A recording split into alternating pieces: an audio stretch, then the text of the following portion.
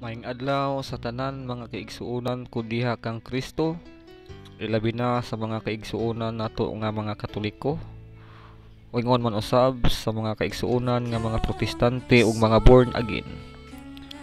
Malipayong pagsunod kaninyong tanan mga kaigsuonan.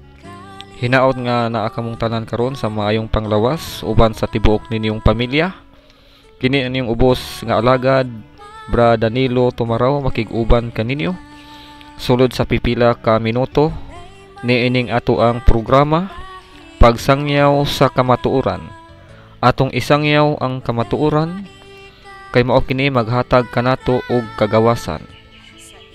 Apan sa dili pa kita mo padayon sa ato ang topic nga hisgutan karon mga kaigsuonan, ato usa nga pasalamatan ng ato ang mga kaigsuonan nga kanunay nga nagsunod niining ato ang programa. Shout out to Marv's Channel, Sis Jima Muri, Sis Jeneline Sinas, Bro Johnny Presinas, Bro Ramilo Sarupio. Daghan kayong salamat mga kaigsuonan sa inyong pagsunod sa ato ang programa. Ang atong topic karon nga pagahisgutan mga kaigsuonan, atong tubagon kining mga pangutana sa ato ang mga kaigsuonan nga mga Protestante og mga born again mahitungod sa bunyag. Kay matud pa nila mga kaigsuonan, nagsugo ba si Kristo nga bunyagan ang mga gagmayng bata? Di ba ang bunyagan kadtong dunay pagtuo lamang?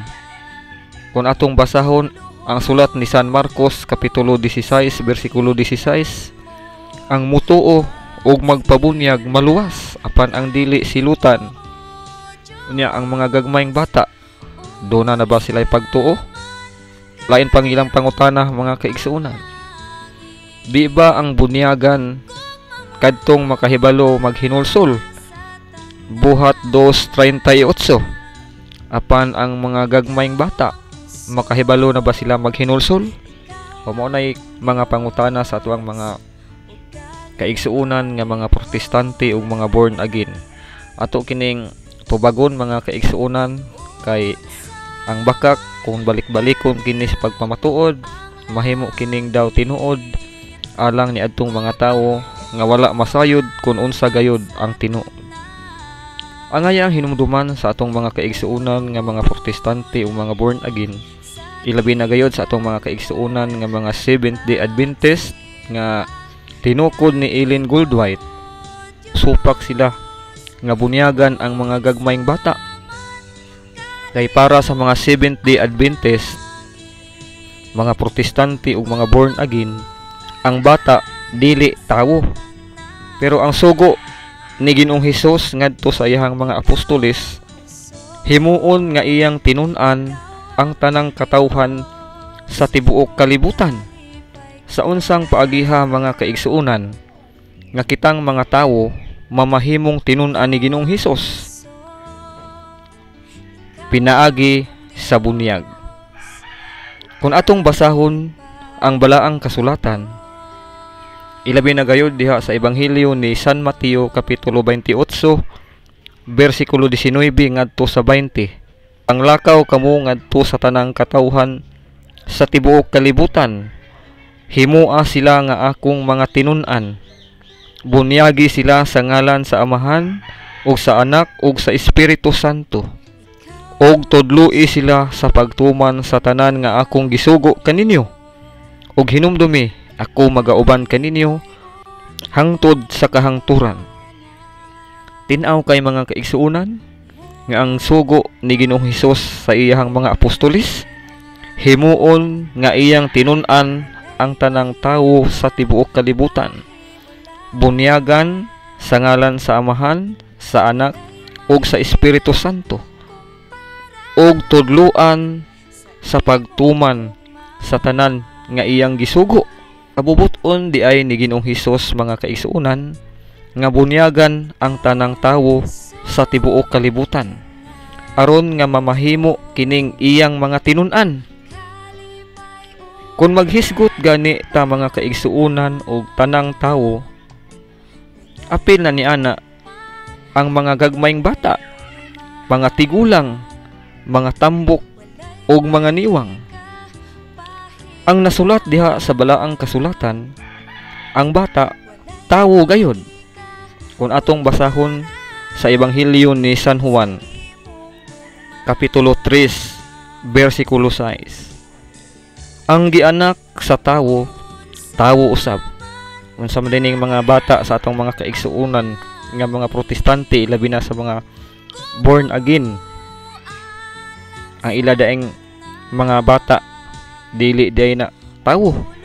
Klaro man kaayo ang giingon ni San Juan, ang gianak sa tawo, tawo usab, ug ang gianak sa espiritu, espiritu usab.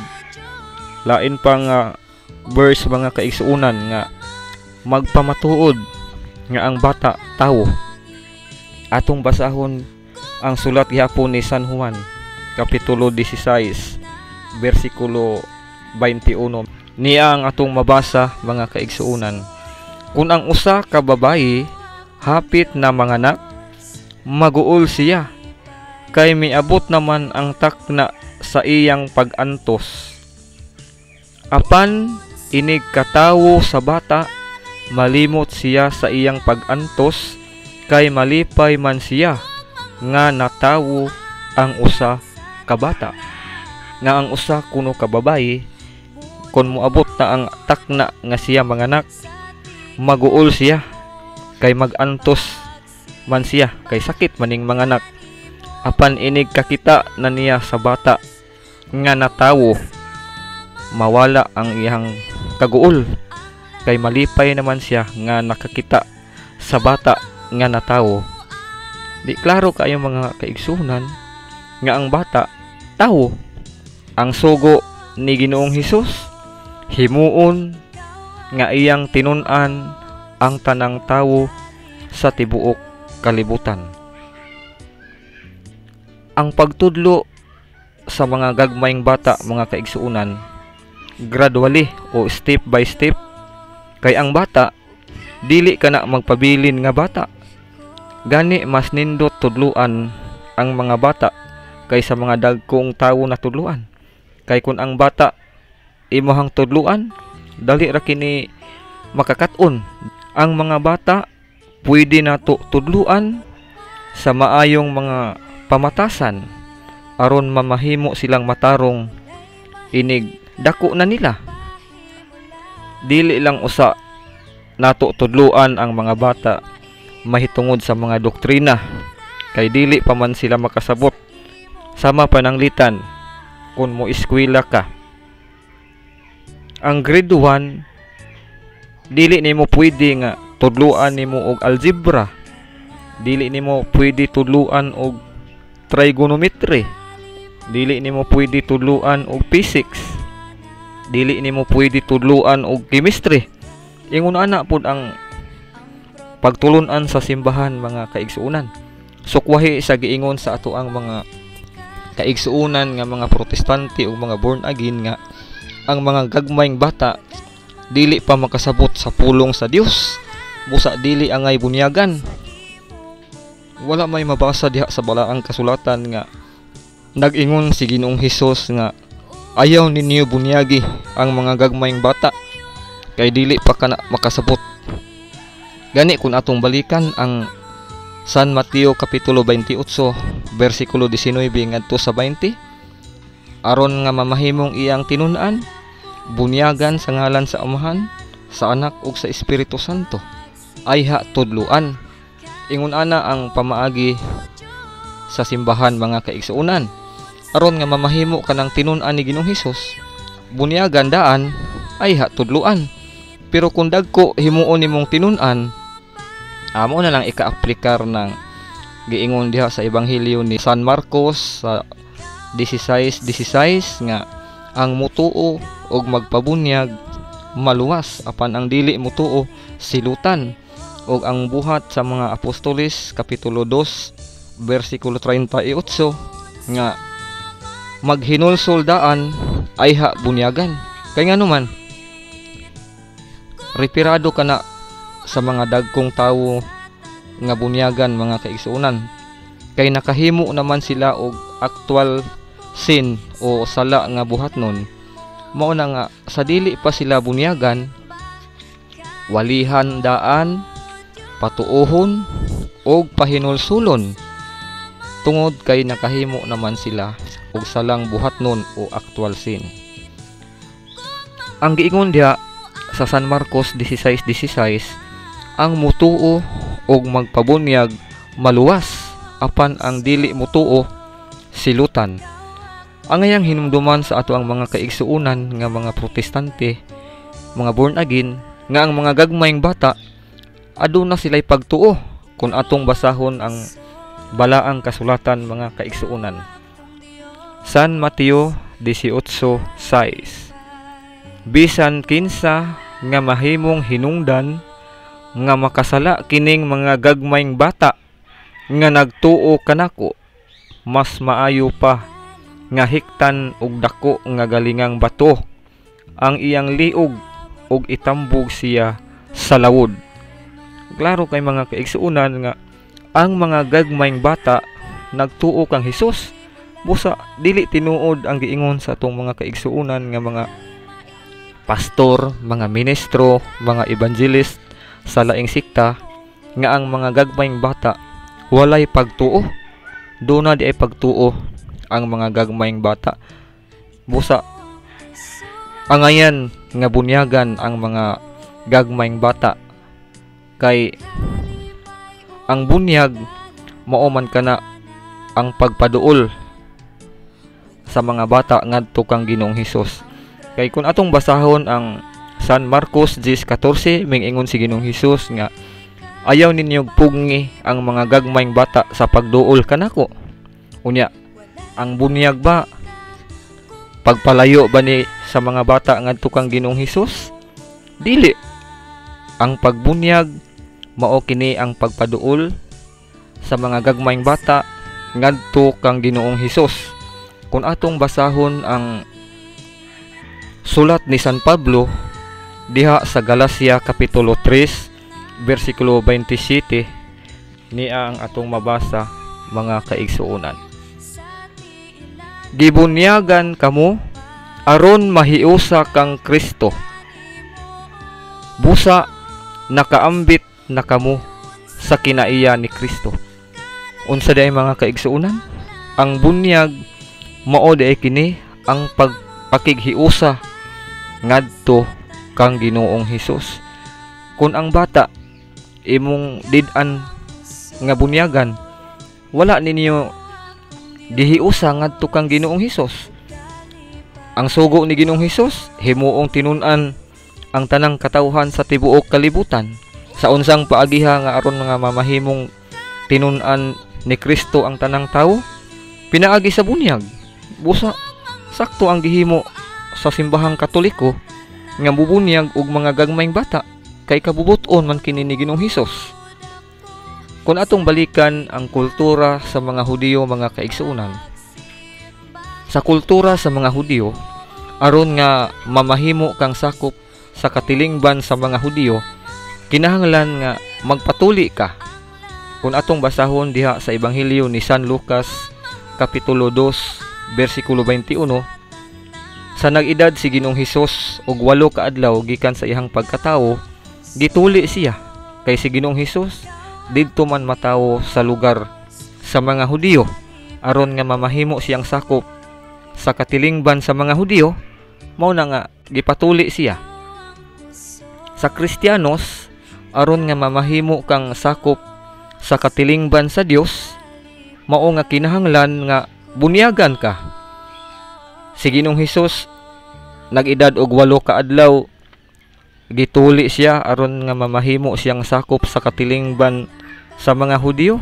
Ingon ana pod sa Kristiyanos nga aron ang bata mamahimong sakop sa katilingban sa Dios, kinahanglan nga 8 ka adlaw gikan sa pagkatawo, kinahanglan nga mabunyaga na. Dili na hulaton nga mudako pa ang baboy nga ihawon aron ipakaon sa maninoy ug maninay. Ug mas labaw nang dili maayo nga hulaton panimo nga mudako ang bata, ayha pa nimo bunyagan. Ang giingon sa atong mga kaigsuunan diha sa buhat 2:38, nga kinahanglan nga maghinulsol gayud daan ay bunyagan. Reparado ka na sa mga dagkong tawo nga bunyagan mga kaigsuunan. Kay nakahimo na sila og mga sala nga buhatnon o actual sin. Apan ang mga gagmayng bata unsa may hinulsulan sa mga gagmayng bata nga wa pa man sila nahimo nga actual sin. Mo na giingon ni San Pablo sa Roma kapitulo 9 bersikulo 11 ngadto sa 12 nga ang mga gagmayng bata wala pay nabuhat bisan unsa nga maayo ug bisan unsa nga dautan. Busa ang mga gagmayng bata kun bunyagan dili na kinahanglan nga maghinulsol. Unsa may hinulsulan nga wala pa man sila angayan nilang hinulsulan. Wa pa man sila nakahimo og sala kanang gitawag og actual sin. Apan duna sila'y sala. Unsa man kining sala nga naa sa mga gagmayng bata. Mao kana ang gitawag og salang panulundon o original sin. Asa man ang mabasa brad? Naa na sa Salmo kapitulo 51 bersikulo 5 niya ang atong mabasa mga kaigsuunan. Dautan ako sukad ako mahimugso ug makasasala sukad ako ipanamkon. Ang gipasabot sa maong teksto mga kaigsuunan mao kining original sin o salang panulundon nga atong napanunod gikan sa atong unang mga ginikanan nga mao sila si Adan ug si Eva. Mao na nga ang bunyag importante gayud sa tawo. Kay ang bunyag sa simbahang Katoliko usa man kini ka sakramentohanon. Apan ang bunyag sa atong mga kaigsuunan nga mga protestante ug mga born again dili kana nato matawag nga sakramentohanon. Kay ang ilahang bunyag mga kaigsuunan membership lang kana. Ang kamatuoran nga gitudlo diha sa balaang kasulatan kabubuton ni Ginoong Hesus nga bunyagan ang tanang tawo aron nga kini mamahimong iyang tinun-an. Dinhilang kita kutob hangtod sa sunod higayon. Daghang salamat sa inyong pagsunod niining atoang programa. Sa makausapa kini inyong ubos nga igsuon Bra Danilo Tumaraw moingon daghang salamat kaninyong tanan.